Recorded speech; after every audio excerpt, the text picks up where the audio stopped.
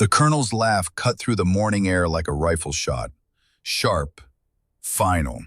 It wasn't amusement, it was dismissal. Sergeant Elara Thorne stood at rigid attention in Colonel James Brennan's office, her boots planted on the stone floor as if rooted there by sheer force of will. 27 years old, 7 years of service, a record so clean it could have been used for recruitment posters. And yet here she was, being laughed at like a private caught sneaking contraband into the barracks. She had endured whispers before, sideways glances in the mess hall, muttered comments when she left formation early for another medical appointment. There she goes again. Looks fine to me. Probably just wants a break from PT. But hearing it from Colonel James "Iron" Brennan, a man whose reputation spanned 3 decades and 7 combat deployments, cut deeper than any barracks gossip ever could. The sun outside Fort Redstone burned across the New Mexico high desert, painting the sandstone ridges in harsh morning light. Inside this office, the air felt thick, heavy, like the moment before a storm breaks. Brennan didn't look up from the file spread across his desk. His voice was gravel worn smooth by years of command. "Sergeant Thorne, I've reviewed your record. Exemplary performance in communications and logistics. Commendations from Ramadi. Flawless equipment inspections. But there's something troubling here." He tapped the folder with one thick finger. His eyes remained fixed on the paper. 23 medical appointments in 18 months. Only then did he raise his gaze. Gray eyes, cold as winter steel, fixed on her like targeting lasers. "Care to explain why a 27-year-old soldier in peak physical condition needs that much time in the clinic?" Elara's pulse hammered in her ears. She'd rehearsed this moment, told herself she could keep it professional, keep it brief, keep the truth buried where it belonged, sealed under layers of fabric and forced composure. Her voice came out thinner than she wanted. "Sir, I've been experiencing health issues that require regular monitoring. They're fully documented with the base medical staff." Brennan leaned back in his chair. A slow, predatory smile curled across his weathered face. The kind of smile that said he'd heard every excuse in the book and wasn't buying hers. "Health issues." He let the words hang there, mocking. "Sergeant, I've worn this uniform longer than you've been alive. I fought in Desert Storm when you were still in diapers. I've seen soldiers lose limbs, lose eyes, lose pieces of themselves they'll never get back. And I've also seen soldiers try to game the system. Invisible ailments, mystery conditions, convenient excuses to avoid the hard work of service." The words landed like body blows. Elara's hands curled into fists against the seams of her trousers. She wanted to scream. Instead, she forced steel into her tone. "Sir, with all due respect, this is not an excuse. I have never shirked my duties. I've carried my weight in every assignment. My performance reviews speak for themselves." Brennan's eyes narrowed. He lifted the file again, flipping through pages with exaggerated slowness, making a show of it, letting her stand there while he took his time. "Oh, your performance is fine, Sergeant. Better than fine. You handled encrypted Singar's traffic for 3 rifle companies during the Ramadi operations. That's battalion-level responsibility for a staff sergeant, not something an impaired soldier could manage."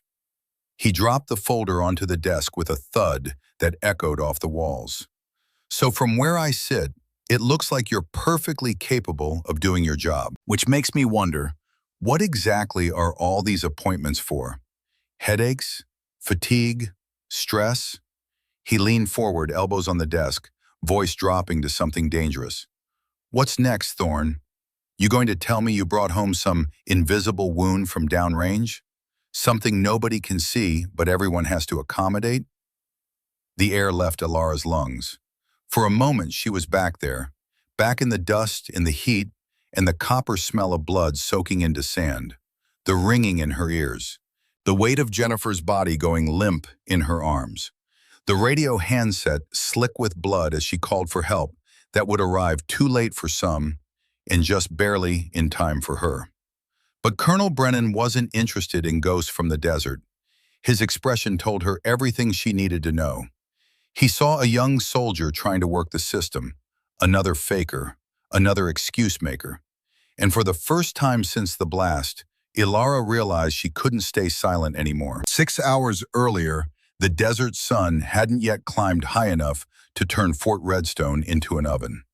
The air still held a hint of night's coolness as Ilara led her platoon through morning physical training. Her head felt like someone was driving railroad spikes through her temples. The migraine had started around 0300. She'd woken in her bunk with a familiar sensation, pressure building behind her eyes, nausea churning in her gut, the world taking on that peculiar brightness that meant pain was coming. She'd taken her medication, the prescription Dr. Aldridge had carefully calibrated over months of trial and error. Ibuprofen wouldn't touch these headaches, neither would anything over the counter. This required something stronger, something that came with warning labels and careful monitoring. But medication could only do so much. Now, as she called cadence for the morning run, each footfall sent shockwaves through her skull. Her vision swam at the edges. She kept her voice steady through sheer force of will. 1 mile down, Sergeant, called Specialist Brennan, the colonel's son, assigned to a different unit but training with hers this morning. No relation in the chain of command, but the name alone carried weight. Outstanding, Ilara responded. Her voice didn't shake, didn't waver. Pick up the pace. Let's see some motivation. The platoon responded, boots pounding the packed earth in rhythm, the kind of synchronized movement that came from weeks of training together. They were good soldiers. They trusted her.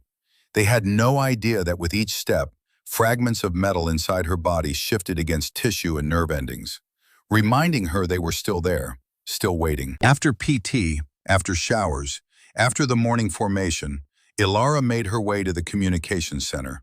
This was where she belonged, where she excelled, where the pain in her head became background noise she could almost ignore. The satellite communications system for the entire training battalion ran through this facility.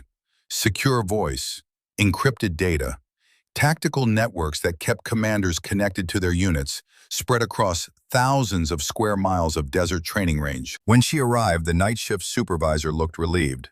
Thorne, thank God. We've got a problem with the SATCOM uplink. Been down for 40 minutes. Battalion commander is asking questions. Ilara felt the familiar shift in her mind. The pain didn't disappear, but it moved to the side, made room for the part of her that understood radio waves and encryption protocols and signal propagation like some people understood music. She moved to the main console, pulled up the diagnostic screens. Her fingers flew across the keyboard with a kind of speed that came from thousands of hours of practice. What troubleshooting have you done? Checked all the physical connections, rebooted the encryption module, ran the standard diagnostics. Everything shows green, but we're not getting signal. Ilara's eyes scanned the data streams, power levels, frequency allocations, polarization settings. There, antenna polarization is wrong. Someone changed it from right-hand circular to linear, probably during yesterday's maintenance. The satellite we're trying to hit uses RHCP. No wonder we're not getting handshake. She made the adjustment. 30 seconds later, the link came up, green across the board. The night supervisor stared at her. How did you? It's in the technical manual, Chapter 7, Section 3. Most people don't read that far. But Ilara had read it, had memorized it, had spent hours in this center when sleep wouldn't come, when the nightmares made closing her eyes impossible, learning everything there was to know about the systems she operated. Because if she was going to serve, if she was going to keep the promise she'd made to Jennifer, she was going to be the best at what she did. The morning shift supervisor, Master Sergeant Frank Calloway, walked in as the night crew was logging off. He was old school, 62 years old and still serving, though everyone knew he'd be retiring soon. His face was weathered like the desert itself, carved with lines that spoke of decades in the sun. Heard you fixed the SATCOM, Calloway said. His voice was rough, loud. The way people talk when their hearing isn't what it used to be. Just a polarization issue, Sergeant. Battalion commander is pleased. Sent a message through the chain. Good work, Thorne. Calloway studied her for a moment. Something in his expression shifted, softened. You all right? You look pale. Ilara straightened. I'm fine, Sergeant. He didn't look convinced, but he didn't press. That was Calloway's way. Old guard. The kind of NCO who believed you didn't complain unless something was actually broken. And even then, you fixed it yourself before bothering anyone else. What Calloway didn't know, what nobody knew, was that his ears had been ringing since Desert Storm. 34 years of constant tinnitus from howitzer fire. He'd never told anyone, never sought treatment, because soldiers endured. Ilara understood that mentality, had lived it for years now. But lately she was starting to wonder if endurance was the same thing as strength, or just another word for slowly breaking apart in silence. The afternoon brought her appointment with Dr. Rebecca Aldridge. The medical center at Fort Redstone was newer than most of the buildings on base. Clean, modern, equipped with diagnostic equipment that would have seemed like science fiction 20 years ago. But all that technology couldn't change the basic reality of what Ilara carried inside her body. Dr. Aldridge was waiting in the imaging room when Ilara arrived. 45 years old, British ancestry evident in her precise diction and the way she held herself with careful professionalism. She'd been Army Medical Corps for 18 years, seen things in field hospitals that would break most people. Nothing in her expression showed pity when she looked at Ilara. Only clinical assessment. Good afternoon, Sergeant. How are the headaches?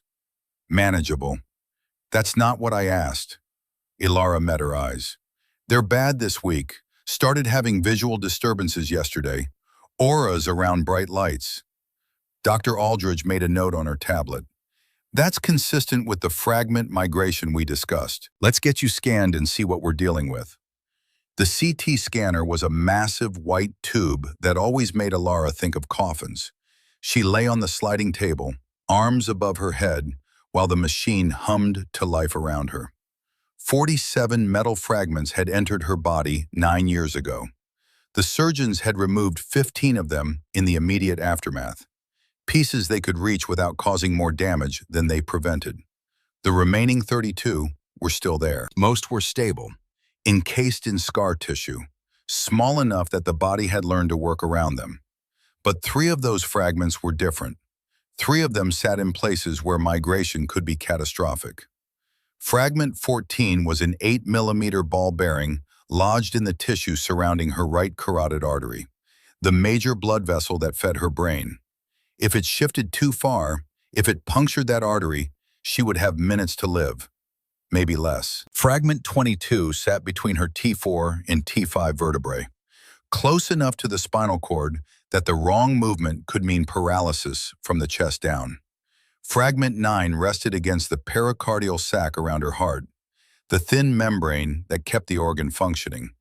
One wrong shift and it could cause cardiac tamponade, the heart crushing itself inside a balloon of blood. The scan took 12 minutes. Ilara lay perfectly still, listening to the machine's electronic song, and thought about all the ways her body had become a battlefield she couldn't leave. When it was done, Dr. Aldridge studied the images with the kind of focus that made Ilara's stomach tighten. Fragment 14 has migrated, the doctor said finally. Her voice was carefully neutral.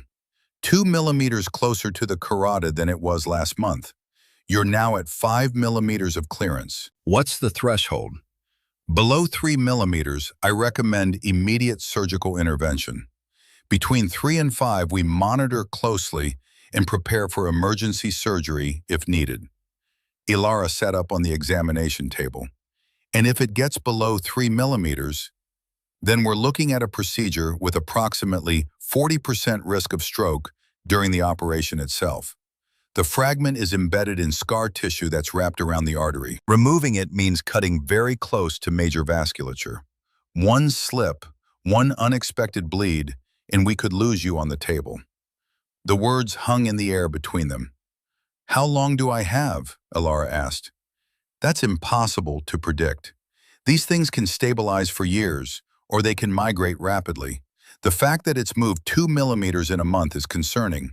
We need to increase monitoring to weekly scans. Weekly? Dr. Aldridge's expression softened slightly. Ilara, I know this is frustrating. I know the appointments are disruptive, but we're talking about a piece of metal sitting next to the artery that feeds blood to your brain. This isn't something we can ignore. Ilara nodded. Mechanical. I understand. Do you? Because I've seen your duty roster. You're still running full PT, still pulling 12-hour shifts in the comm center, still pushing yourself like you don't have metal fragments slowly working their way toward vital structures. What else am I supposed to do? Stop serving? Take a medical discharge? Jennifer died so I could live. I'm not going to waste that by... She stopped, caught herself.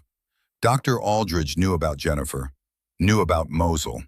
It was all in her medical file, part of the classified documentation that explained how a 27-year-old staff sergeant ended up with enough metal in her body to set off airport security. But knowing about it and talking about it were different things. Dr. Aldridge's voice gentled. No one is asking you to stop serving, but we need to be realistic about what your body can handle. I'm going to schedule you for weekly imaging. And Ilara, if you experience any sudden severe headache, any vision changes beyond the auras, any weakness or numbness, you come to the emergency room immediately. Not in an hour, not after you finish your shift, immediately. Understood? Understood, ma'am. As Ilara left the medical center, the afternoon sun hit her like a physical blow. The headache that had dulled during the appointment came roaring back. She made it to her car before her hands started shaking. She sat in the driver's seat, air conditioning blasting, and pressed her palms against the steering wheel until the trembling stopped. Weekly appointments, more time away from her unit, more whispers, more questions. And somewhere in the chain of command, someone was going to notice. The notice came 2 days later. A formal email from Colonel Brennan's office. Report to the battalion commander at 0800 hours. Uniform, service dress. Nature of meeting, personnel matter. Ilara read it 3 times, looking for some hint of what was coming. Found nothing. She spent the evening preparing, pressed her uniform until the creases could cut, polished her boots until they reflected like mirrors, made sure her ribbons were aligned with micrometer precision. If Brennan was going to question her, she wouldn't give him the satisfaction of finding a single thing out of place. That night, sleep wouldn't come. She lay in her bunk in the staff NCO quarters, staring at the ceiling while her mind replayed every possible scenario. Medical discharge, formal investigation, relief from duty pending review. Around 0200, she gave up on sleep, sat up, opened her footlocker. At the bottom, wrapped in a piece of desert camouflage fabric, was a photograph. Worn at the edges from being handled too many times, creased down the middle where she'd folded it to fit in her body armor. The photo showed 2 soldiers in front of an MRAP. Desert tan uniforms, body armor dusty from patrol. Both of them grinning despite the heat, despite the danger, despite everything the war had thrown at them. Corporal Jennifer Hayes stood on the left, blonde hair pulled back tight, blue eyes bright with something that might have been joy or might have been the manic energy that came from knowing each day could be your last. And on the right, younger, thinner, not yet marked by scars that would come later, Sergeant Ilara Thorne. The photo had been taken 6 hours before the blast, 6 hours before everything changed. Ilara traced her finger along Jennifer's face. I'm trying, she whispered to the image. I'm still trying to keep my promise. The photograph offered no response. It never did. She wrapped it carefully and placed it back in the footlocker, closed the lid, locked it. Some things needed to stay buried. At 0745, Ilara stood outside Colonel Brennan's office. The door was closed. Through the frosted glass, she could see his silhouette moving inside, pacing. Or maybe that was just her imagination. At 0758, the door opened. Brennan's aide, A young specialist who looked barely old enough to shave gestured her inside. "The colonel will see you now, Sergeant." Ilara stepped through the doorway into a space that felt more like a shrine than an office. The walls were covered in military history, framed photographs of Brennan through the decades. Young lieutenant in desert camouflage during Desert Storm, captain in the Balkans, major in Afghanistan, lieutenant colonel in Iraq. Each image showing the progression of a career built on combat leadership. The medals lined one wall in perfect formation. The silver star gleamed in the morning light. Brennan had earned it at the Battle of 73 Easting in February 1991, the largest tank engagement since World War II. 100 hours of combat that had crushed the Iraqi Republican Guard and ended the ground war. Below the silver star, the bronze star with Valor device, the Purple Heart, the Combat Infantryman badge, the Ranger tab, the Special Forces tab. A career's worth of proof that this man had walked the walk. And now he sat behind his desk, gray hair cut high and tight, jaw set like granite, studying her with eyes that had seen soldiers die. "Sit," he said, not an invitation, an order. Ilara sat. Brennan opened the file on his desk. She recognized it, her personnel jacket, everything that made her a soldier, reduced to paper and digital records. Sergeant Ilara Thorne, 27 years old, 7 years of service, current rank, Staff Sergeant, current assignment, Communications Chief, 2nd Battalion, 319th Training Regiment. He read it like testimony, building a case. Performance reviews, exceeds standard in all categories for the past 3 years. Last fitness test, 300 points, maximum score. Weapons qualification, expert. Equipment maintenance, no deficiencies noted in 18 months of inspections. He looked up at her. "You're a model soldier, Thorne. On paper, you're exactly what the Army needs. Smart, capable, dedicated." The word "but" hung in the air like a blade. "But there's a problem, and we're going to talk about it." He turned the file around so she could see the page he'd marked. Medical appointments, highlighted in yellow, 23 entries in 18 months. "Explain this to me." And that's when Ilara realized she had a choice to make. She could keep lying, keep hiding, keep pretending that she was fine, while metal fragments worked their way toward arteries and nerves and vital organs. Or she could tell the truth. The trouble was, she'd been hiding for so long that the truth felt like surrender.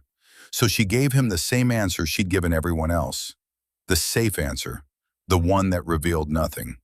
"Sir, I have health issues that require regular monitoring.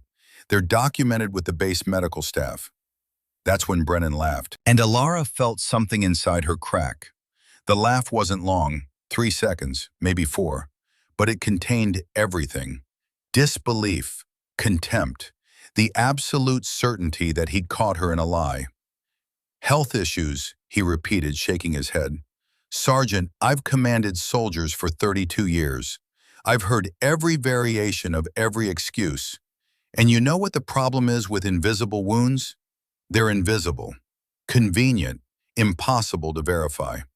He stood, walked around the desk until he was standing directly in front of her, close enough that she could see the silver in his stubble, close enough that she had to look up to meet his eyes. "I've got soldiers with real problems, missing limbs, traumatic brain injuries, PTSD so severe they can't function without medication. Those soldiers deserve every resource we can give them. But I also have limited resources, limited time, limited patience. And I'm not going to waste those resources on someone who's playing the system." His voice dropped lower, more dangerous. "So here's what's going to happen. You're going to tell me exactly what these mysterious health issues are, with specifics, with documentation I can verify. And if you can't do that, if this is just excuses and smoke, then we're going to have a very different conversation about your future in my battalion." The walls felt like they were closing in, the air too thick to breathe. Ilara's hands were shaking against her thighs. hidden from view by the desk edge. She'd survived an IED blast, survived 7 surgeries, survived 9 years of living with metal in her body, but sitting here, being mocked by a man who had no idea what she carried, something inside her finally broke. Not broke like shattering, broke like a dam giving way. "Permission to stand, sir?" Brennan frowned. "Granted." Ilara stood. Her hands moved to the buttons of her service dress jacket. Steady now, certain. "You want proof, Colonel? You want to see what invisible wounds look like?" "Sergeant, what are you—" "You said appearances can deceive, sir. You're right, they can." She unbuttoned the jacket, removed it, folded it precisely and placed it on the chair. Then her hands moved to the collar of her dress shirt. Brennan's expression shifted from anger to confusion. "Sergeant Thorne, this is highly—" "You wanted specifics, sir. Here are your specifics." She unbuttoned the shirt, drew the fabric aside. The scars covered her chest like a roadmap of violence. Lightning bolt keloids across her sternum. Puckered crater marks where ball bearings had entered her body. Surgical scars crisscrossing the tissue. Thin white lines from where doctors had cut her open 7 different times, trying to repair damage that couldn't be fully repaired. The largest scar ran from just below her collarbone to the bottom of her rib cage. 15 inches long. The kind of scar that came from emergency surgery, from surgeons racing against bleeding and time. Brennan went absolutely still. The color drained from his face. "These are from Mosul, sir. March 2016, route Irish convoy. Vehicle-borne IED packed with ball bearings and rebar. 4 soldiers killed instantly. 3 of us wounded severely enough that the medics weren't sure we'd make it to the trauma center." Her voice was steady, clinical, the way she'd learned to discuss her injuries without drowning in them. 47 pieces of metal entered my body that day. The surgeons removed 15 during emergency surgery. The remaining 32 are still there. Most are stable, but 3 are positioned near vital structures. Fragment 14 sits 5 millimeters from my right carotid artery. Fragment 22 rests between my T4 and T5 vertebrae, close enough to my spinal cord that one wrong movement could paralyze me from the chest down. Fragment 9 is lodged against the pericardial sac around my heart. She met his eyes. Gray eyes that had gone from cold steel to something shocked and raw. "Those weekly appointments you think are convenient? They're CT scans tracking whether these fragments have migrated. Because if fragment 14 shifts another 4 millimeters, it punctures my carotid artery, and I have about 3 minutes to live. If fragment 22 moves wrong, I spend the rest of my life in a wheelchair. And there's not a damn thing anyone can do to prevent it, because removing them is more dangerous than leaving them in." Brennan opened his mouth, closed it, couldn't find words. Ilara's hands moved to rebutton her shirt. Precise, methodical, rebuilding the armor. "The headaches you questioned, caused by fragment 14 pressing against nerve tissue. The visual disturbances, same source. The fatigue? Try running PT with 32 pieces of metal grinding against your insides and see how energetic you feel." She put her jacket back on, buttoned it, adjusted the ribbons with fingers that didn't shake. "Sir, I have never shirked a duty, never failed an assignment, never asked for special treatment beyond the medical monitoring that keeps me alive. I run a perfect PT test with metal working its way toward my carotid artery. I handle battalion-level communications despite migraines that would hospitalize most people. I do my job because that's what soldiers do." Her voice hardened. "And I do it because Corporal Jennifer Hayes, my vehicle commander, my best friend, threw herself over my body when she saw that VBIED coming. She took the blast meant for my head. Rebar went through her chest and killed her instantly. She was 23 years old, and her last words to me were, 'Don't let them forget us. Don't let them call our wounds invisible.'" Ilara stood at attention, saluted. "Are there any other questions about my medical appointment, sir?" The silence that followed was absolute. Brennan stood frozen, his face a mask of shock transitioning slowly into shame. He looked like a man who just realized he'd stepped on a landmine and was waiting for the explosion. When he finally spoke, his voice was barely above a whisper.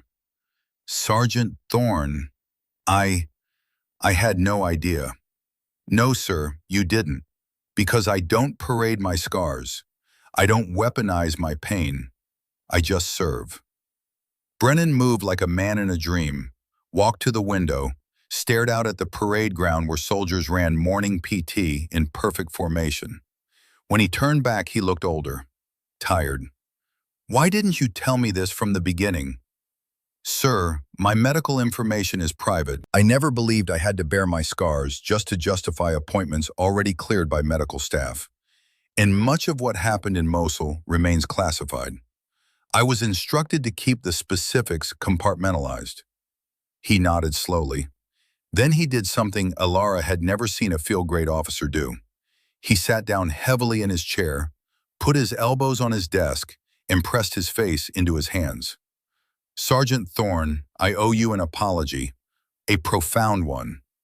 The words landed awkwardly. Men like Brennan, men who'd built careers on being right, on making hard decisions, on never showing weakness, didn't apologize easily.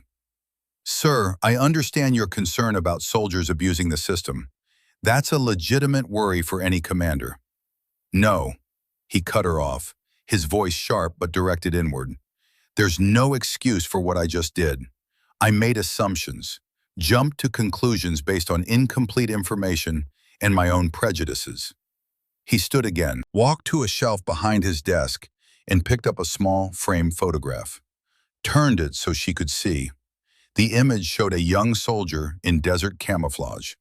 Male, maybe 22. Bright eyes, confident smile. The kind of smile that came from believing you were invincible. "Sergeant Marcus Webb," Brennan said quietly. 3 years ago, he was in my battalion. Started requesting frequent medical leave. Claimed PTSD, anxiety, depression, all invisible conditions, all impossible to verify. He set the frame down with deliberate care. I approved every request, went to bat for him when other commanders questioned it, defended him when people suggested he might be working the system, because I believed we had a duty to support soldiers with invisible wounds. Brennan's jaw tightened. Turned out Webb was running a car-flipping business on the side, needed time stateside to manage his investments. The PTSD was fabricated. Every appointment was a lie. And while he was playing entrepreneur, his replacement, a kid fresh out of AIT, mishandled communications during a Taliban ambush in Helmand province. 2 soldiers died because the QRF got bad coordinates.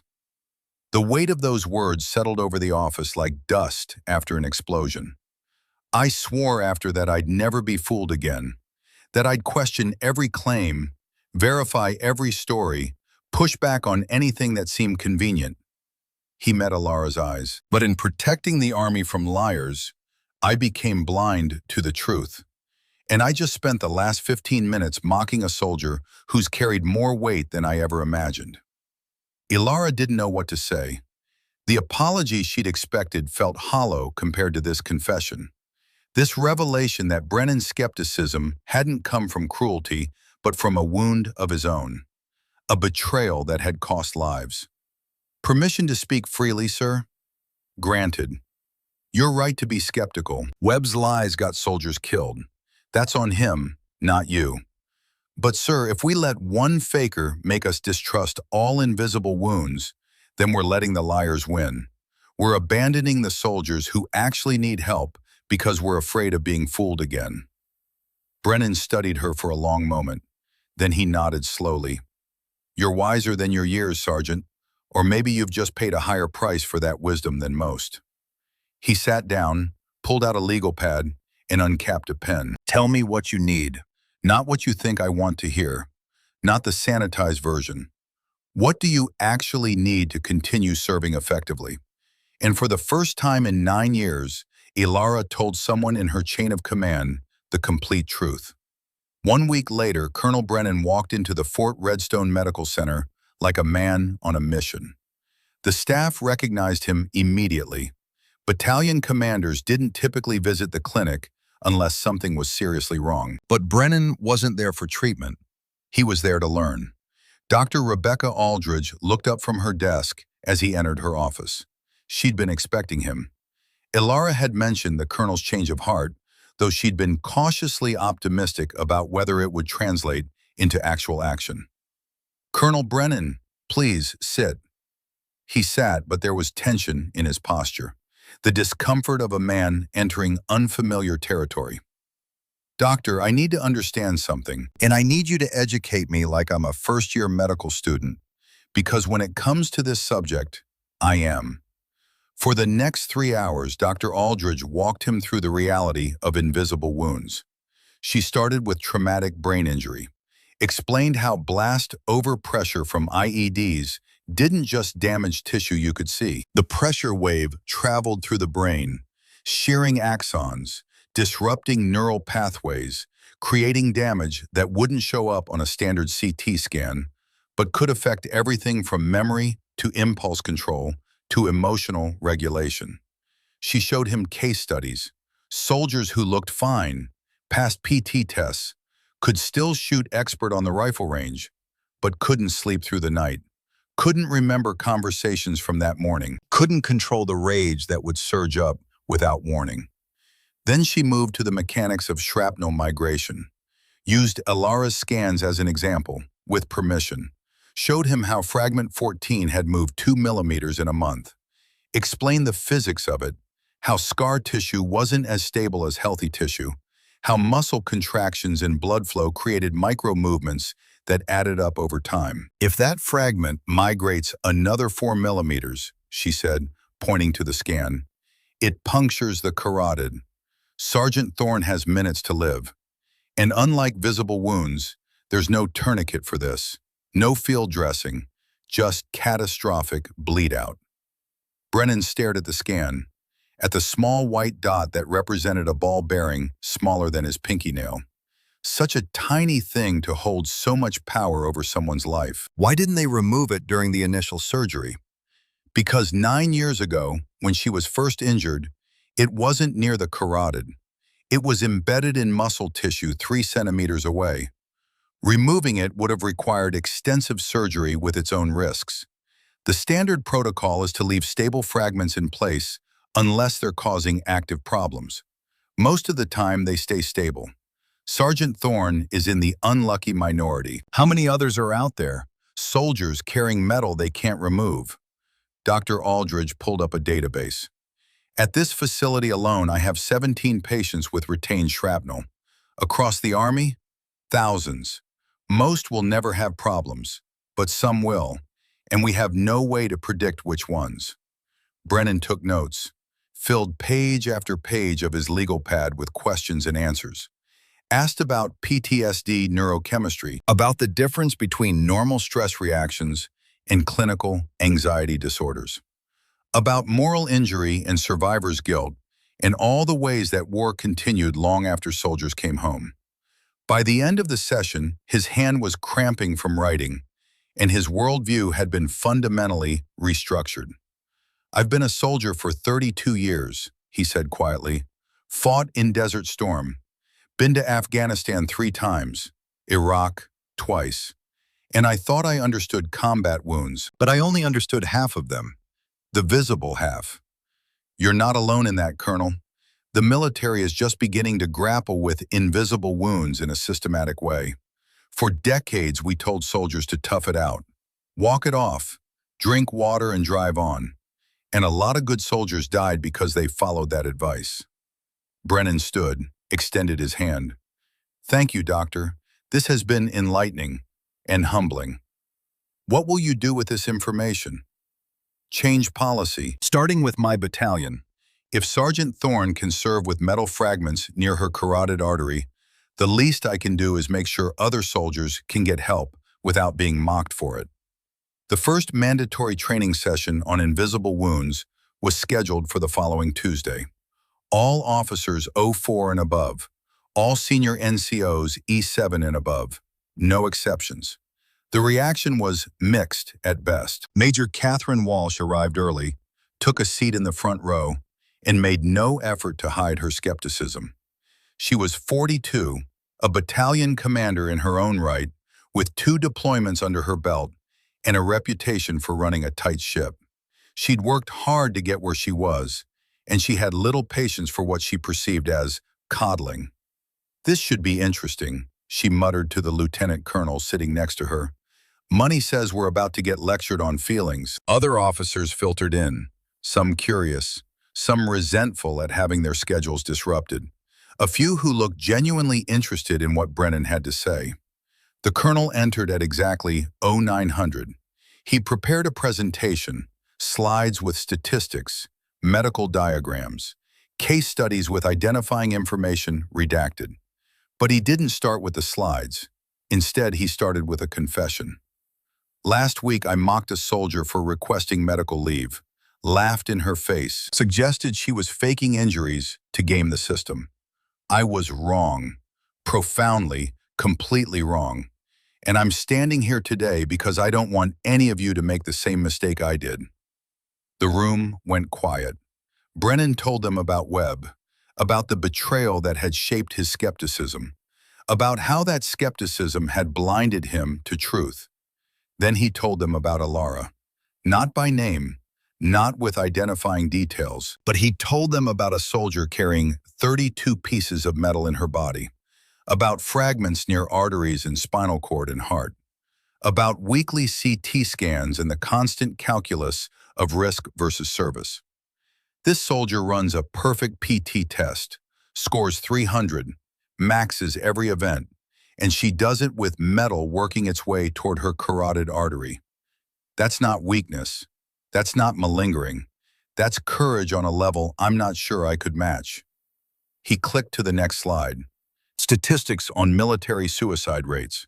22 veterans a day. Numbers that had remained stubbornly consistent despite years of prevention efforts. "We're losing more soldiers to invisible wounds than we lost to combat in the last 5 years of operations. Let that sink in. We survived the war, came home, and then we're dying anyway because we're too proud or too scared to ask for help." Major Walsh shifted in her seat. Something in her expression had changed. Brennan continued for 90 minutes, covered TBI and PTSD and moral injury and chronic pain, brought in Dr. Aldridge for the medical portions, showed scans and statistics and research, and at the end, he opened the floor for questions. The room stayed silent for a long moment. Then a hand went up in the back. Captain Thomas Wright, infantry officer, 2 Afghanistan deployments. "Sir, how do we differentiate between legitimate invisible wounds and soldiers who are working the system? Because I've got a private who's been requesting counseling appointments twice a week, and I can't tell if he needs help or if he's avoiding duty."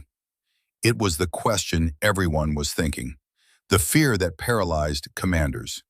Before Brennan could answer, another voice spoke up. Rough, loud, coming from the side of the room. Master Sergeant Frank Calloway stood slowly. At 62, he was the oldest NCO on the base. Everyone knew him. Everyone respected him. He'd been around since before most of them had enlisted.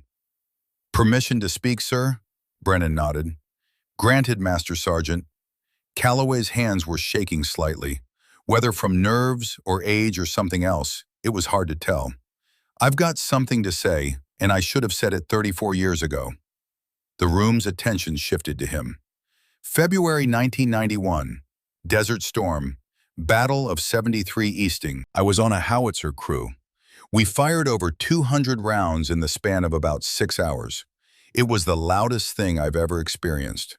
The ground shook. The air itself seemed to scream.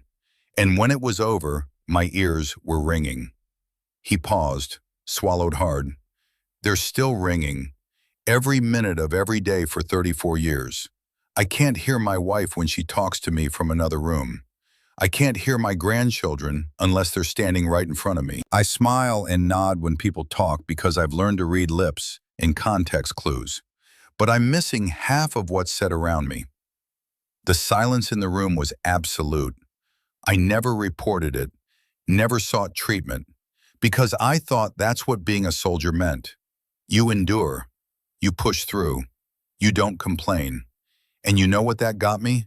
34 years of isolation, of missing conversations with people I love, of feeling like I'm fading away from my own life. His voice cracked. Yesterday, I went to the medical center. For the first time in my career, I admitted I need help. Dr. Aldridge fitted me with hearing aids.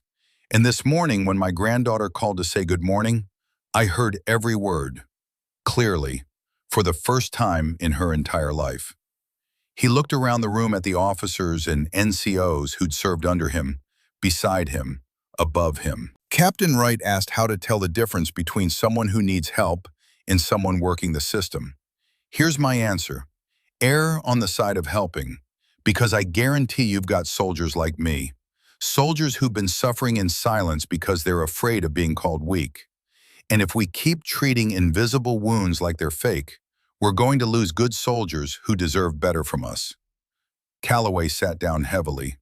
Major Walsh was the first to stand. She walked across the room to where the Master Sergeant sat and extended her hand.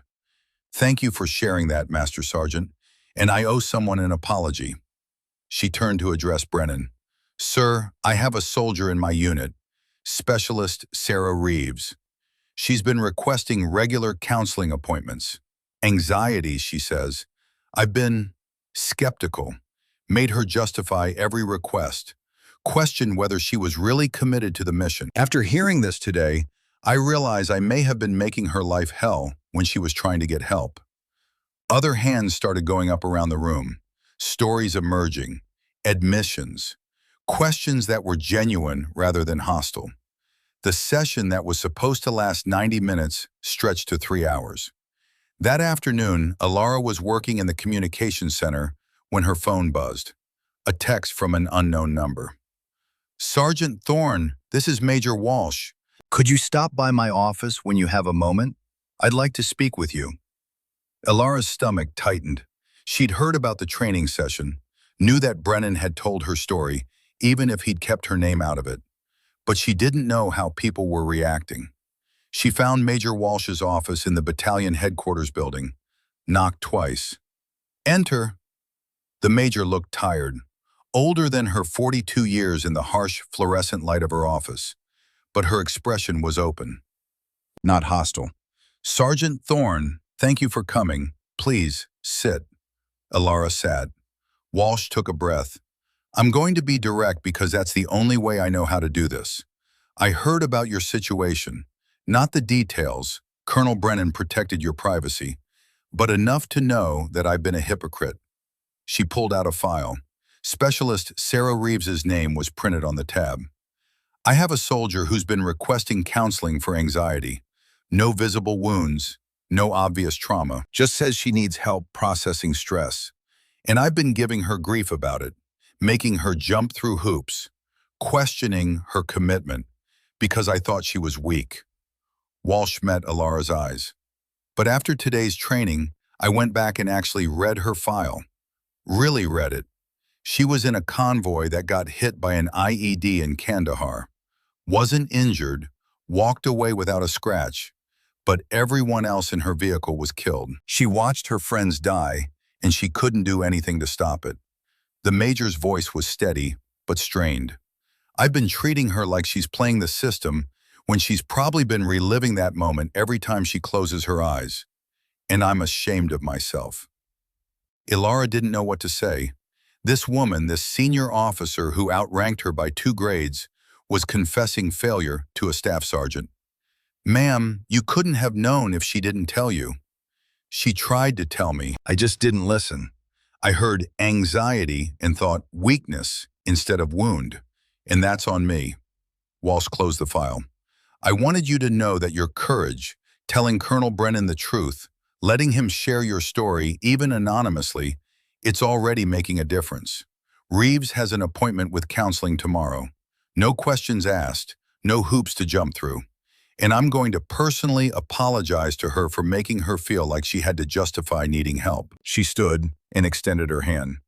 Thank you, Sergeant, for your service and for your courage. Ilara shook her hand, then left the office in a daze. She'd spent 9 years hiding her wounds, convinced that visibility meant weakness, that admission meant failure. But maybe she'd been wrong. That night, Ilara was in her barracks room when someone knocked on her door. She opened it to find Private Declan Foster standing in the hallway. Foster was 19, baby-faced, still had that raw quality that came from being new to the military. He'd been assigned to the training battalion 6 months ago, and Ilara had noticed him around. Quiet kid, kept to himself, always looked like he was carrying weight that didn't show on any physical fitness test. "Sergeant Thorne?" His voice cracked slightly. "Can I talk to you? It's important." Ilara stepped aside. "Come in." Foster entered the room like he was walking into an ambush. Shoulders hunched, eyes down, his hands twisted together in front of him. "I heard about the training today," he said, "about invisible wounds, and Master Sergeant Calloway talking about his hearing. And I need to tell you something." He pulled a folded piece of paper from his pocket, worn at the edges, like it had been carried for a while. "This is going to sound crazy, but I have to say it. I'm the one who left that note in your locker. The one that said real soldiers don't hide behind doctor's notes." Ilara went very still. Foster was crying now, 19 years old and crying in a staff sergeant's room. "I was in Kandahar last year. Our convoy hit an IED. I wasn't hurt, not physically. Everyone else had injuries, burns, shrapnel, broken bones. Me? Not a scratch. So when we got back, everyone else got treatment, and I got back to duty. But I couldn't sleep. Still can't. I have nightmares every night. Wake up thinking I'm back there, hearing the explosion, smelling the burning." The words tumbled out faster now. "I went to sick call once, told them I was having trouble sleeping. They gave me some pamphlets about sleep hygiene and sent me back to my unit. I tried again 2 weeks later, said I was having anxiety. They told me it was a normal stress reaction and to give it time, so I stopped asking for help." He looked up at Ilara with red-rimmed eyes. "Then I saw you, going to medical appointments all the time, looking perfectly fine. And I got angry. You had scars, you had proof, you had medals for your injuries. I just had nightmares, and nobody believed they were real. So I wanted you to feel what I felt. Invisible, doubted. I wanted someone else to know what it was like." Foster's hands were shaking. "I'm so sorry, Sergeant. What I did was wrong. I was angry at the wrong person. You were trying to get help, and I was trying to make you feel bad for it. I'm sorry. I'm so sorry." Ilara's first instinct was anger. This kid had tried to undermine her, had questioned her integrity, had made an already difficult situation worse. But looking at him now, this 19-year-old who'd watched people burn and been told his trauma wasn't real enough to matter, the anger faded. "Declan," she said quietly, using his first name instead of rank. "Look at me." He raised his eyes. "You're not invisible to me, and your wounds are real. Nightmares are wounds. Anxiety is a wound. The fact that you can't see them doesn't make them less legitimate. But I didn't get hurt. I walked away fine." "No, you didn't. You walked away physically intact. That's not the same as fine. You watched your friends get hurt, and you couldn't do anything to stop it. That does damage. Real damage. Just because it's inside your head doesn't make it imaginary." Foster's face crumpled. "I don't know how to live with this. Every time I close my eyes, I'm back there. Every loud noise makes me want to dive for cover. I can't focus, can't remember things, feel like I'm going crazy." Ilara made a decision. "Tomorrow morning, you and I are going to the medical center together. You're going to talk to Dr. Aldridge. You're going to tell her everything you just told me, and you're going to get actual help, not pamphlets, not dismissal, real treatment." "What if they don't believe me?" "They'll believe you, and even if they don't, I'll make them listen, because I'm not going to let you suffer alone." Foster wiped his eyes with the back of his hand. Why would you help me after what I did? Because someone helped me. And that's what we do. We take care of each other. The next 3 weeks passed in a blur of changes. Colonel Brennan expanded the training sessions to include all personnel E5 and above. Then he opened them to anyone who wanted to attend. The sessions filled up. Standing room only. Dr. Aldridge's appointment calendar became so full, she had to bring in 2 additional counselors from the Regional Medical Command. Master Sergeant Calloway became an unexpected spokesman for the Invisible Wounds Initiative. He'd spent 34 years hiding his hearing loss.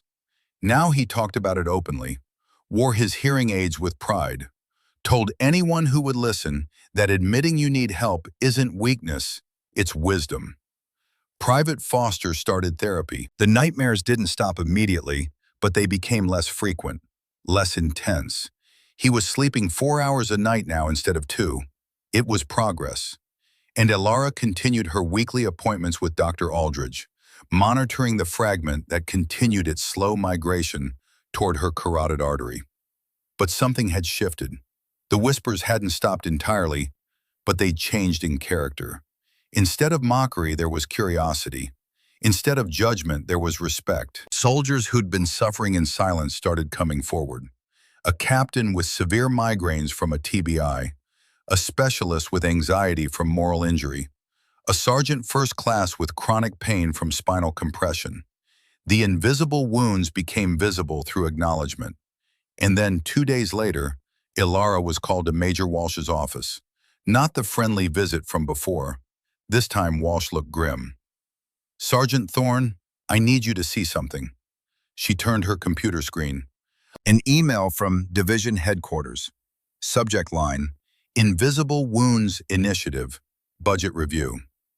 Elara scanned the message. Her stomach dropped. "They're threatening to cut the program?" "Not threatening, planning." Walsh's jaw tightened. "Division commander is under pressure from Pentagon. $800,000 for mental health versus 12 new Joint Light Tactical Vehicles. The JLTVs won for now. We have 45 days to prove the program saves lives or it's terminated. But we have data. Soldiers getting help. Reduced suicide ideations. Data isn't enough. They want proof of concept.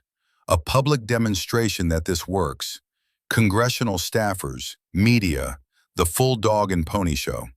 Walsh met her eyes. "And they specifically requested you to testify. The Bronze Star recipient who nearly died from invisible wounds. You're the story that sells the program."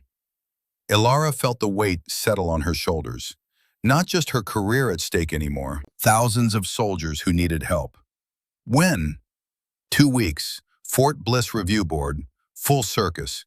Cameras, politicians, budget analysts ready to kill anything that costs money. Walsh's voice softened. "I know you didn't sign up to be the face of this, but if you don't do it, soldiers like Foster won't get help. They'll go back to suffering alone." The same choice Jennifer had faced in Mosul. Protect yourself or protect others.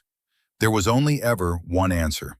"I'll do it." And then, 1 week after that conversation, 3 weeks after the first training session, Elara woke up in her barracks room at 0300 with a headache unlike anything she'd experienced before. It felt like someone had driven an ice pick through her right temple. Her vision tunneled. The room spun.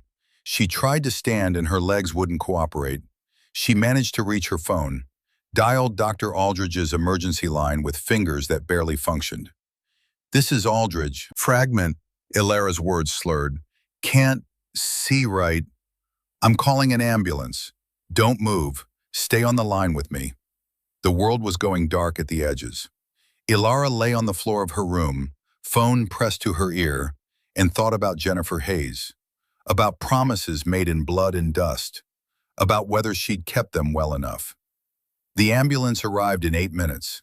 The EMTs found her conscious but barely responsive. They loaded her onto a stretcher and raced toward the medical center with lights and sirens splitting the desert night.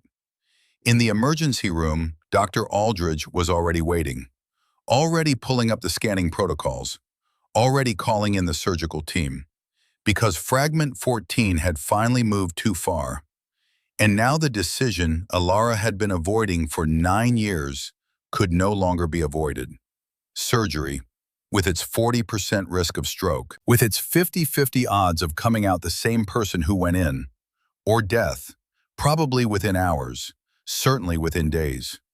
As the anesthesia started flowing into her veins, Ilara's last conscious thought was a prayer, not for herself, but for all the soldiers who carried fragments they couldn't remove, who fought battles no one could see, who survived the war only to face new enemies within their own bodies and minds. And then the world went black. The surgeons went to work. And in that darkness, Ilara's mind pulled her back to Mosul, to the moment that had defined everything that came after. March 2016, Route Irish, the most dangerous road in Iraq. The convoy rolled out at 08:47 local time, 5 MRAPs, 20 soldiers, a routine run delivering communications equipment to Fob Falcon. Routine in a place where routine meant you might live through the day.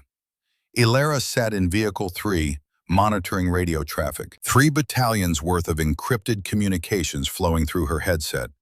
The familiar rhythm of operations, call signs, grid coordinates, status reports, the language of war that had become her native tongue. Corporal Jennifer Hayes sat in the vehicle commander's seat, 23 years old, blonde hair pulled back so tight it made her eyes water. But she never complained, just joked that it kept her alert. "After this run, we're getting shawarma at FOB Falcon," Jennifer said over the intercom. "Real shawarma, not that processed garbage from the DFAC." "Roger that," Ilara replied, smiled despite the heat, despite the tension that never quite left even on routine missions. The MRAP's engine rumbled beneath them. The street outside was relatively quiet, morning traffic, a few locals going about their business, children playing in alleyways. Then Jennifer's voice cut through, sharp. "White sedan, 9 o'clock, moving fast." Ilara looked, saw it. A beat-up Nissan accelerating from an alley. 200 meters, 150, coming straight at the convoy. "VBIED," Jennifer shouted. "Driver, evade! Evade!" The MRAP lurched, the driver yanking the wheel. But physics don't care about desperation. A vehicle that heavy doesn't turn on command. Ilara saw Jennifer move, saw her unbuckle, saw her throw herself across the compartment, saw Jennifer's body cover hers. And then the world turned orange. The explosion was sound and light and pressure all at once. The MRAP lifted, tilted, slammed back down. Metal screamed, glass shattered. The pressure wave hit like a physical blow, squeezing Ilara's chest until she couldn't breathe. Ball bearings, hundreds of them, packed around 155mm artillery shells. The VBIED had been a mobile claymore mine, designed to shred everything in its kill radius. They shredded Jennifer. Ilara felt the impact through Jennifer's body, felt the moment when rebar punched through her friend's back and stopped inches from Ilara's face, felt warm blood spreading across her own body armor. Jennifer's weight went slack, heavy, final. "Jen?" Ilara's voice was small, distant, her ears ringing so loud she could barely hear herself. "Jennifer?" No response. Ilara pushed, rolled Jennifer off, saw her friend's face, eyes open, unseeing, blood at the corners of her mouth. "No, no, no." Ilara's hands pressed against Jennifer's chest, trying to stop bleeding that had already stopped because the heart wasn't pumping anymore. "Stay with me. Jen, stay with me." But Jennifer was already gone, and that's when Ilara felt it. The warm wetness spreading across her own chest. Looked down, saw the blood, her blood, mixed with Jennifer's. Saw the holes in her body armor where ball bearings had punched through after passing through Jennifer first. Her chest felt wrong, tight. Each breath took effort. Training took over. The part of her brain that didn't panic. The part that understood she had minutes, maybe less. The radio. She needed the radio. Ilara crawled, dragged herself across the compartment floor, her chest screaming, blood making everything slippery, found the handset, keyed the mic with fingers that wouldn't quite cooperate. Havoc 6, this is Tomahawk 3 Alpha. Her voice sounded strange, bubbling. VBIED strike, route Irish.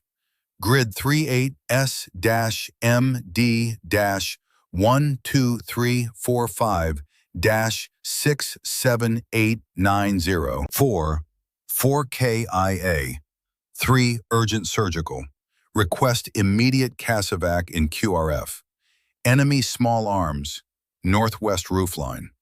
She held the handset, kept the channel open, maintained the link for the quick reaction force that would come, for the medevac that would arrive in 41 minutes, for the soldiers who still had a chance. Her vision was graying at the edges, the world tilting wrong. The last thing she heard before darkness took her was the QRF commander's voice on the radio. Tomahawk 3 Alpha, Havoc 6 actual, birds inbound, hang on, just hang on. She tried. The world returned in fragments, white ceiling tiles, the antiseptic smell of a hospital room, a steady beeping that matched the rhythm of her heart, pain, but distant, muffled by medication. Ilara tried to move her right hand. It responded, slowly, but it moved. Left hand, same result. She attempted to wiggle her toes. Both feet cooperated.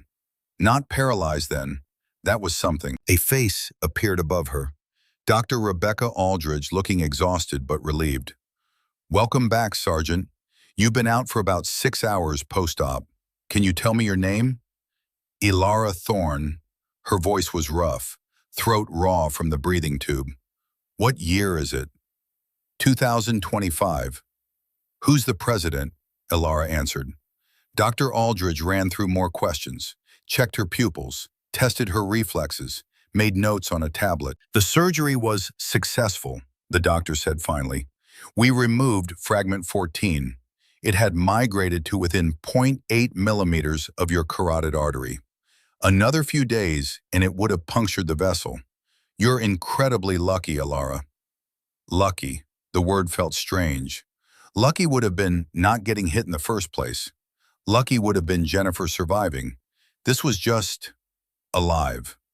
There's something else you need to know. Dr. Aldridge's expression shifted, became more guarded.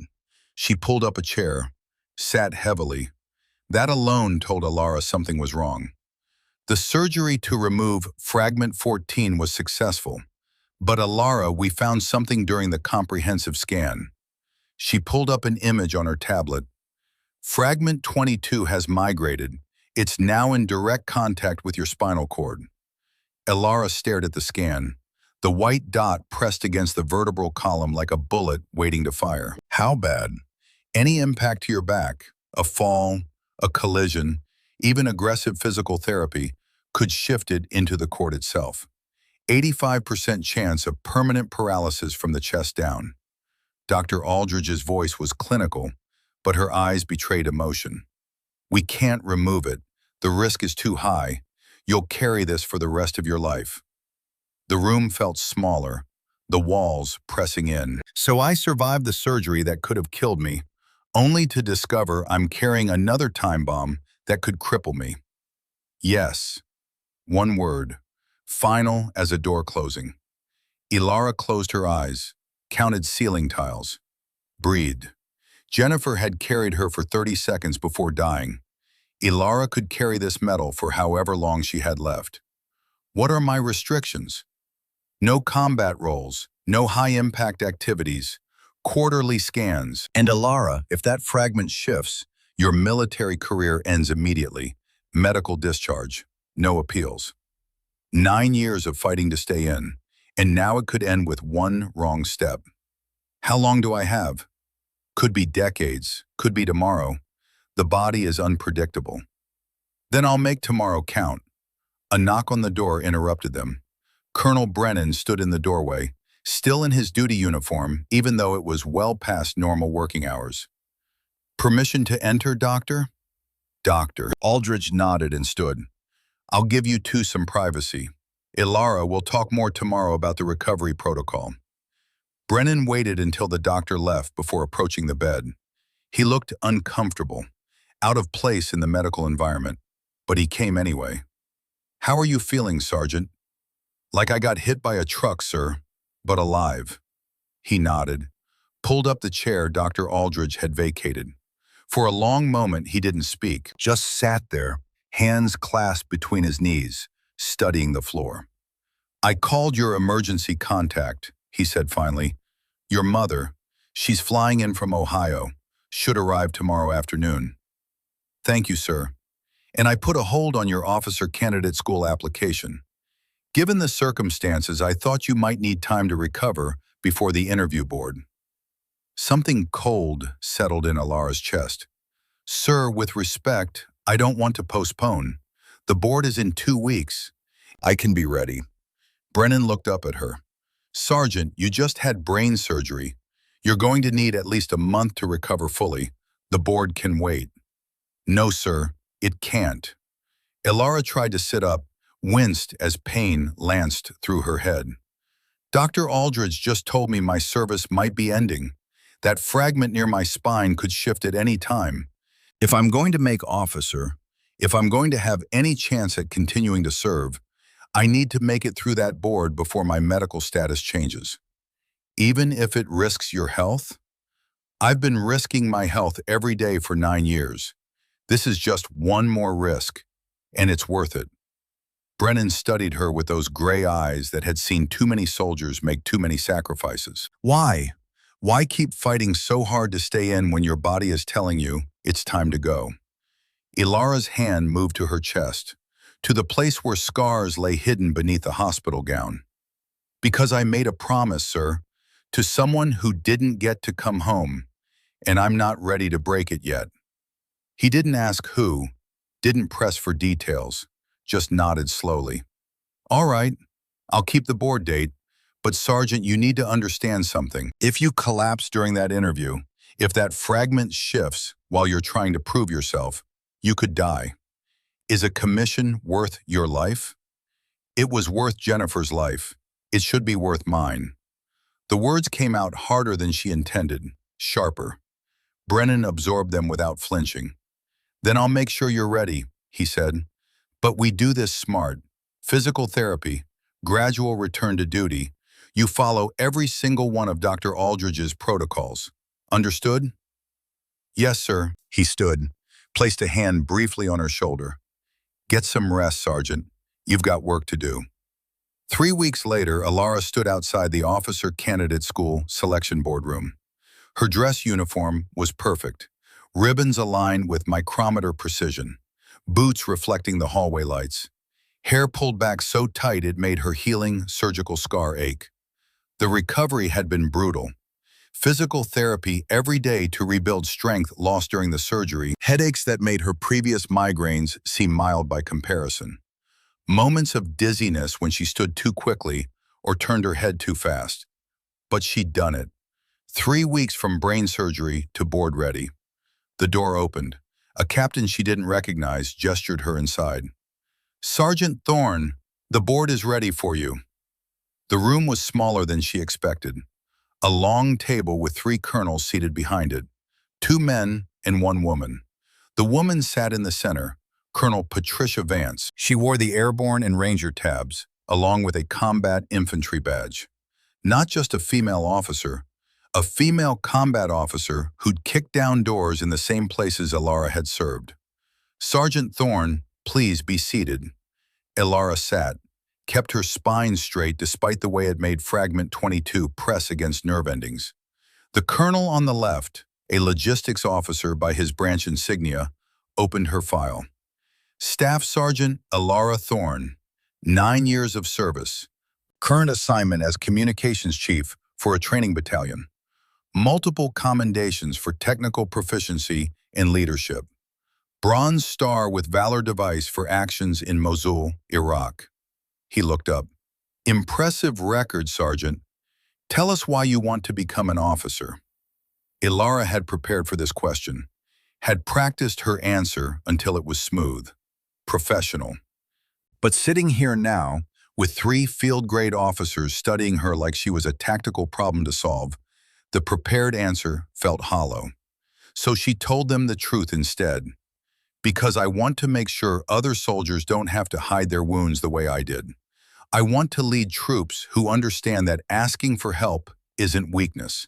And I want to build systems that support soldiers with invisible injuries before they become casualties. Colonel Vance leaned forward slightly. That's a specific mission. Personal? Yes, ma'am, very personal. Care to elaborate? Ilara took a breath. Ma'am, I carry 31 pieces of metal in my body. Had 32 until 3 weeks ago. For 9 years, I hid that fact because I was afraid of being seen as weak or broken. I watched other soldiers do the same thing. Hide their PTSD, hide their traumatic brain injuries, hide their chronic pain, because admitting vulnerability felt like admitting failure. She met Vance's eyes. 3 weeks ago, I nearly died because a fragment I'd been monitoring finally migrated too far. The only reason I'm alive is because I finally told someone the truth, and that experience taught me something. We're losing soldiers not because they can't handle the fight, but because they're fighting alone. If I can become an officer, I can change that, at least in my corner of the army. The colonel on the right, an infantry officer, frowned. Sergeant, your medical file indicates ongoing health complications, multiple retained foreign bodies, recent emergency surgery, permanent restrictions on physical activities. He paused. How can we commission you to lead soldiers when you cannot guarantee your own health won't compromise a mission? There it was, the question she'd been dreading, the one that could end everything. Ilara's hands wanted to shake. She forced them still. Sir, I cannot guarantee my health any more than any infantry officer can guarantee they won't take a round in the next firefight. But I can guarantee my commitment. I can guarantee my competence. And I can guarantee that I understand the cost of service in ways that will make me a better leader. That's not an answer, Sergeant. That's deflection. No, sir. With respect, it's reality. Ilara leaned forward slightly. The metal in my body doesn't make me weak. It makes me understand what soldiers actually face. Not just the visible wounds from combat, but the invisible ones that follow them home. During the Mosul attack that injured me, I maintained tactical communications for an entire battalion while bleeding from a sucking chest wound. I provided coordinates for casualty evacuation. I relayed enemy positions to the Quick Reaction Force. I did my job despite catastrophic injuries because that's what the mission required.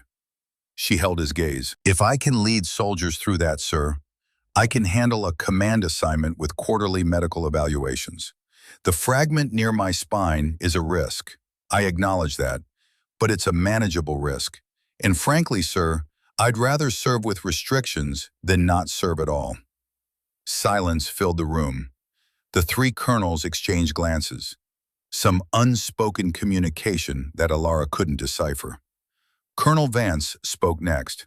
Sergeant Thorne, let me be direct. If we commission you, you're going to face skepticism.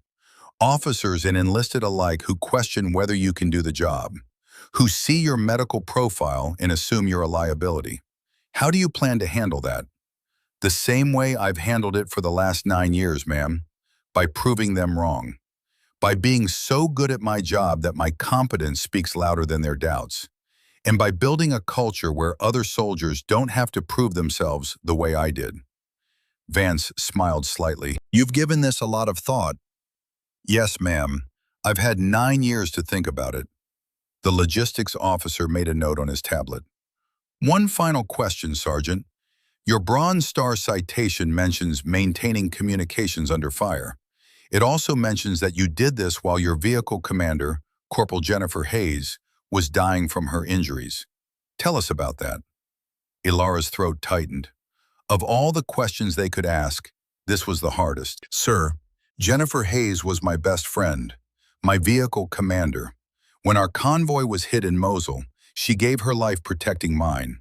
Her last words were about invisible wounds, making sure we never forget soldiers who carry them. The words came harder now. At the time, I thought she meant the physical wounds, the scars and the metal. But over the years, I've realized she meant all of it. The PTSD, the survivor's guilt, the nightmares, all the ways that war follows soldiers home. Ilara's voice steadied. If I become an officer, I'm going to make sure we remember all our wounds, visible and invisible. And I'm going to make sure soldiers can get help without being called weak. That's my mission. That's Jennifer's legacy. And that's why I'm sitting here today. The room fell quiet again. Colonel Vance nodded slowly. Thank you, Sergeant Thorne. We'll deliberate and have a decision for you within 72 hours. You're dismissed. Ilara stood, saluted, walked out of the room with her spine straight and her head high. And then, in the hallway outside, she leaned against the wall and let herself shake. The decision came 60 hours later. An email from the Officer Candidate School Selection Board. Formal language, official tone. Staff Sergeant Ilara Thorne, you have been selected for commission as a second lieutenant in the United States Army, contingent upon successful completion of Officer Candidate School and subject to quarterly medical evaluations to ensure continued fitness for duty. Ilara read it 3 times, then a 4th. The words didn't change. She'd done it. But there was a footnote at the bottom of the email, a request to report to Colonel Brennan's office at her earliest convenience. She found him behind his desk, reviewing what looked like budget documents. He looked up when she knocked. Congratulations, Lieutenant Thorne. Well earned. Thank you, sir, though I'm not a lieutenant yet. Still have to get through OCS. You will. He said it with certainty. Then his expression shifted, became more serious. But that's not why I asked you here. There's something you need to know. The Invisible Wounds Initiative you helped start, it's getting attention. Division Commander wants to expand it Army-wide. That's good news, sir.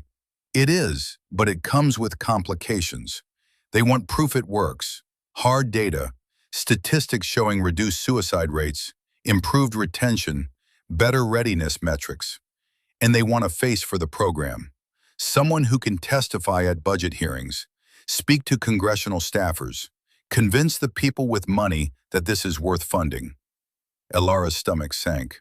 She knew where this was going. They want you, Brennan confirmed. You're the perfect story. Wounded veteran, Bronze Star recipient, someone who almost died from an invisible wound and came back to help other soldiers. The public affairs people are already drafting press releases. Sir, I don't want to be a poster child. I just want to serve. I know, but sometimes service means doing things we didn't sign up for. He leaned back in his chair. There's a state-level review board convening at Fort Bliss in 2 weeks. Congressional staffers, Department of Defense budget analysts, media.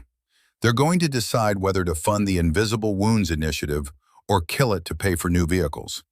And they want testimony from soldiers who benefited from the program. What about Private Foster or Master Sergeant Calloway? They have stories too. They're already scheduled to testify, but the board specifically requested you. Your story carries weight. Bronze Star, emergency surgery, the whole narrative arc from injury to recovery to leadership. It's compelling, and more importantly, it's persuasive. Ilara thought about Jennifer, about the promise she'd made in blood and dust. This wasn't the kind of service she'd imagined, but maybe that didn't matter. What do I need to do? Tell your story, the real one. No sanitizing, no corporate speak, just the truth about what you carried and how the system failed you and what finally helped. Brennan met her eyes. It's going to be hard, standing in front of strangers and bearing your scars, but it might save lives. Then I'll do it. Fort Bliss, Texas, 2 weeks later. The auditorium held 400 people, military officers, civilian officials, journalists with cameras and notepads. the kind of crowd that made Alara's palms sweat and her heart rate spike. She sat in the front row next to Master Sergeant Calloway and Private Foster. Both of them looked as nervous as she felt. Behind them, Colonel Brennan sat with Major Walsh and Dr. Aldridge, moral support in uniform. The review board sat at a long table on the stage. A two-star general, 3 colonels, 2 civilian officials from the Department of Defense. They've been listening to presentations for 3 hours, statistics about suicide rates, research on PTSD treatment efficacy, cost-benefit analyses of mental health programs versus equipment purchases. Now it was time for the personal testimony. Master Sergeant Calloway went first, told his story about Desert Storm in 34 years of hearing loss and finally getting treatment. His voice cracked when he described hearing his granddaughter clearly for the first time. Several people in the audience wiped their eyes. Private Foster followed. 19 years old and still baby-faced, but steady now in a way he hadn't been 3 months ago. He talked about the Kandahar 1ED, about nightmares and isolation and contemplating suicide, about how the Invisible Wounds Initiative had given him tools to cope and people who understood. Then it was Alara's turn. She walked to the microphone at the center of the stage, looked out at the sea of faces, felt fragment 22 pressing against her spine with each breath. My name is Staff Sergeant Alara Thorne. In 3 months, I'll be Second Lieutenant Thorne if I successfully complete Officer Candidate School. I'm here today to talk about invisible wounds, but first, I need to tell you about visible ones. She began with Mosul, told them about the convoy hit, about Corporal Jennifer Hayes, who died protecting her, about surviving with 32 metal fragments, some near her carotid artery, her spinal cord, her heart. Clinical, factual, the way she'd learned to tell the story without drowning in it. She described the years of hiding, the medical appointments she tried to minimize, the pain she endured in silence because admitting vulnerability felt like betrayal. For 9 years, I carried those fragments alone. I told myself I was being strong, resilient, that asking for help meant I was weak. And I almost died because of that lie. She told them about Fragment 14, about waking up with the worst headache of her life, about emergency surgery with 40% stroke risk. The only reason I'm standing here is because I finally told someone the truth, because Colonel Brennan listened instead of dismissing me, because Dr. Aldridge fought to give me proper care, because the system, for once, worked the way it should. Alara paused. Let the words settle. But here's what you need to understand. I'm not special. I'm not unique. There are thousands of soldiers carrying invisible wounds right now. Fragments you can't see on x-rays. Trauma that doesn't show up on CT scans. Injuries that don't qualify for Purple Hearts because they're written in neurochemistry instead of scar tissue. She looked directly at the budget analysts sitting at the table. You're here to decide whether funding mental health programs is worth the cost, whether treating invisible wounds is as important as buying new vehicles. And I understand that's a difficult decision. Resources are limited. Choices have to be made. Her voice hardened. But let me give you some data to consider. 22 veterans commit suicide every day in this country. That's 1 every 65 minutes. We're losing more soldiers to invisible wounds than we lost to combat in the last 5 years of operations combined. Those are deaths we can prevent, lives we can save, if we choose to. Ilara's hand moved to her chest, to the scars hidden beneath her uniform. Jennifer Hayes died on Route Irish in Mosul. She gave her life to protect mine, and her last words to me were, "Don't let them forget us. Don't let them call our wounds invisible." This program isn't about me. It's not about Master Sergeant Calloway or Private Foster. It's about honoring every soldier who's fighting battles no one can see. It's about making sure that when they reach out for help, someone is there to answer. She met the eyes of each board member in turn. You asked why you should fund invisible wounds programs when equipment needs are pressing. Here's my answer. Vehicles can be replaced. Equipment can be rebuilt, but soldiers, once they're gone forever. And we cannot let those who survive the battlefield die from wounds we refuse to acknowledge. Her voice dropped to something quieter, but no less intense. Sir, ma'am, this isn't a budget priority. This is a moral imperative. The silence that followed was absolute. 400 people holding their breath. Then someone in the back started clapping. Others joined. Within seconds, the entire auditorium was on its feet. A standing ovation that lasted 90 seconds. Ilara stood at the microphone, hands shaking, and realized she'd just done something she'd been avoiding for 9 years. She'd turned her survival into strength. The division commander stood, two-star general with enough ribbons on his chest to cover a small table. He waited for the applause to die down before speaking. Thank you, Sergeant Thorne. That was powerful testimony. The board will take it under advisement as we make our funding decisions. He looked down at his notes, then back at Ilara. I have one question before you go. You mentioned that you'll be attending officer candidate school. If commissioned, what are your plans? What do you want to do with your career? Ilara didn't hesitate. I want to stay hands-on with the Invisible Wounds Initiative, sir. I've been offered a position at the Pentagon, policy development, high-profile work, but that's not where I can do the most good. I want to stay at the unit level, working directly with soldiers who need help, building programs from the ground up. Because the soldiers who are suffering don't need another desk officer in Washington. They need someone who understands, someone who's been where they are.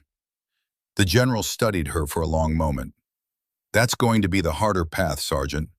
Less prestige, slower promotion potential. The Pentagon assignment would be better for your career. With respect, sir, I didn't join the Army for my career. I joined to serve, and right now, this is where I can serve best. The general smiled, actually smiled, noted, and approved. When you're commissioned, report to Major Walsh at Fort Redstone. She's taking command of the division-level Invisible Wounds Initiative. You'll serve as her deputy. That's an order, future Lieutenant Thorne. Yes, sir. Thank you, sir. As Ilara left the stage, Colonel Brennan caught her eye. Nodded once. Later in the parking lot, he found her alone. Lieutenant Thorne, still adjusting to her new rank. A word. She turned. Brennan stood with hands in pockets, the parade ground posture finally relaxed. I owe you more than an apology, Sergeant. I owe you thanks. For teaching an old soldier he didn't know everything about wounds. He extended his hand. You changed this division, changed me. Jennifer Hayes would be proud. Ilara's throat tightened. She shook his hand. Sir, you listened when it mattered. That's all any soldier can ask. No, I mocked you first, laughed in your face. I'll carry that shame until the day I die. His voice was rough. But I'll also carry what you taught me, and I'll make damn sure every commander under me learns it too. He saluted. Not the formal, rigid salute of the parade ground, but the slow, deliberate salute reserved for warriors who'd earned respect the hard way. Ilara returned it, and in that moment, the circle closed. The colonel who doubted her had become the leader who championed thousands like her. That was victory, not medals, not promotions, changing hearts. The board deliberated for 45 minutes. Then the division commander announced their decision. Full funding for the Invisible Wounds Initiative. Expansion to division-wide implementation within 90 days. Allocation of $800,000 for additional counselors, medical equipment, and training programs. The program wasn't just approved, it was mandated. Epilogue. 2 years later, Lieutenant Ilara Thorne walked through the corridors of Walter Reed National Military Medical Center. She wore her dress uniform. The silver bar of a first lieutenant gleamed on her shoulders. The bronze star ribbon sat above rows of others. And beneath it all, hidden from view, the scars remained. She was here for her quarterly medical evaluation. Fragment 22 was still there, still touching her spinal cord, still a permanent reminder that some wounds never fully healed. but it had stabilized, hadn't migrated in 18 months. Dr. Aldridge was cautiously optimistic it might never move again. After her appointment, Elara made a detour to the Wounded Warrior ward. She did this every time she visited Walter Reed. Walked the halls, talked to soldiers recovering from injuries both visible and invisible. Today, she found a young woman sitting alone in one of the recovery rooms. Early 20s, right arm in a cast, bandages covering half her face. But it was her eyes that caught Elara's attention. The hollow look of someone carrying weight that had nothing to do with physical injuries. "Mind if I sit?" Elara asked. The soldier looked up, saw the officer's rank, and started to stand. "At ease. I'm not here officially, just visiting." Elara pulled up a chair. "I'm Lieutenant Thorne. What's your name?" "Specialist Morrison, ma'am. Sarah Morrison." The name registered. Master Sergeant Calloway's granddaughter, the one he'd finally been able to hear clearly after getting treatment for his hearing loss. "You're Frank Calloway's granddaughter?" "Yes, ma'am. You know my grandfather?" "We served at the same base. He's a good man. How are you doing?" Sarah's composure cracked slightly. "The doctors say I'm healing well. Broken arm will be fine. Facial lacerations are superficial. Should have minimal scarring. But the wounds they can't see are the ones that hurt most?" Sarah's eyes widened. "How did you know?" Elara unbuttoned the top of her uniform. Not all the way, just enough to show the edge of the scars that covered her chest. Lightning bolts frozen in flesh. "Because I've been where you are. Different injuries, same war." She rebuttoned her uniform. "Tell me what happened." Sarah's story came out in fragments. IED strike in Syria, her vehicle hit by an explosively formed penetrator, driver killed instantly, gunner lost both legs, Sarah thrown clear with relatively minor injuries. "I should feel lucky," she whispered. "I'm alive. I'm going to recover. But I can't stop seeing it, can't stop hearing the explosion, can't sleep, can't focus, feel like I'm losing my mind." "You're not losing your mind. You're experiencing normal reactions to abnormal trauma. What you're feeling, that's your brain trying to process something it was never designed to handle. Everyone keeps telling me I'm fine, that I should be grateful, but I don't feel fine." Elara leaned forward. "Listen to me carefully, Sarah. The fact that you survived doesn't mean you're fine. The fact that your injuries are healing doesn't mean you're whole. You're carrying wounds that no one can see. But they're real. They're legitimate. And you deserve help." She pulled out a business card, handed it to Sarah. "This is the Invisible Wounds Initiative at Fort Redstone. When you're discharged from here, call that number. Ask for Major Walsh. Tell her I sent you. They'll get you connected with counseling, peer support, whatever you need. And Sarah, asking for help isn't weakness. It's the bravest thing you can do." Sarah took the card with shaking hands. "Thank you, ma'am." Elara stood and placed a hand on the young woman's shoulder. "You're going to be okay. Not today, maybe not tomorrow, but eventually you're going to take this pain and turn it into something that helps someone else. That's how we survive. We help each other carry the weight." She left Sarah in the recovery room and continued down the hallway. At the end of the corridor, there was a memorial wall. Photographs of service members who'd been treated at Walter Reed. Some had survived, others hadn't. In the center of the wall, Elara found what she was looking for. A photograph of Corporal Jennifer Hayes. Blonde hair, blue eyes, that smile that suggested she knew something you didn't. Below the photo, a plaque. Corporal Jennifer Hayes, killed in action, Mosul, Iraq, 2016. Don't let them forget us. Don't let them call our wounds invisible. Elara stood at attention, saluted. "I kept my promise, Jen. They won't forget. Not anymore." She thought about the Invisible Wounds Initiative, about the 12,000 soldiers who'd been helped in the past 2 years, about the 31% reduction in suicide rates among participating units, about soldiers like Sarah Morrison who would get help instead of suffering alone.